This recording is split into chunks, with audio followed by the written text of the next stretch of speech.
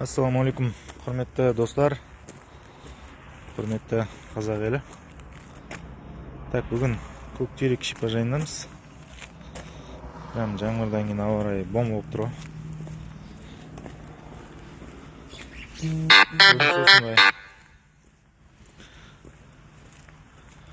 Аумағы өте кең, артында жаздық бассейн қарастырылған. Қазір ішіне кіреміз, ресепшнмен, жалпы фойемен танысамыз.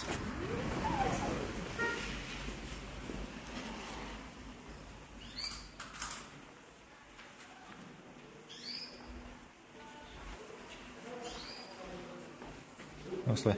Мына жақта процедурный блок.